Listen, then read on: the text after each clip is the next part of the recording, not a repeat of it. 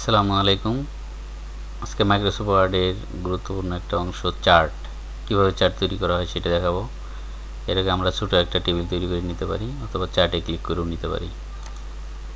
চার্টে ক্লিক করলাম, বিভিন্ন ধরনের চার্ট আছে। আগে আমরা কলাম চার্টটা দেখি, পরে লাইন, পাই, বিভিন্ন চার্ট আছে। আমরা কলাম চার্টে ক্লিক করলাম, করার পরে এখানে কিছু ক্যাটাগরি আসলো, যেমন আমাদের রাইস উৎপন্ন হয়, এখানে দিলাম ঢাকা, এখানে দিলাম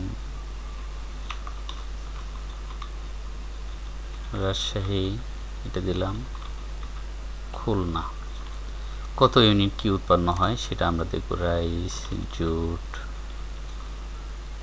তারপরে দিলাম সুগার,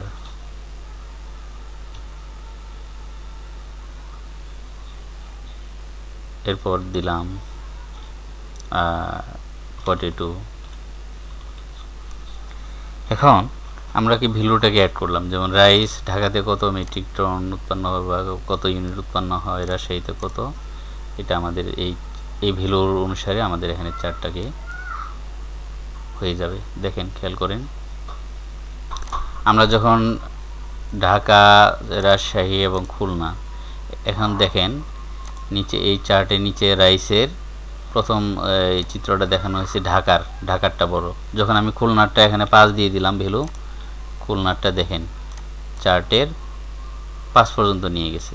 আপনি এখানে ভ্যালুটা কারেকশন করে দিলে ওই অনুসারে আপনার ডকুমেন্টের চার্টটা তৈরি হয়ে যাবে।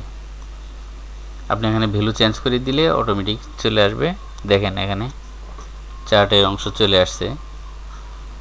এরপর চার্টে বিভিন্ন ধরনের লেভেল অ্যাড করতে পারবেন। এডিট ডাটাতে যায় আপনি এডিট করতে পারবেন।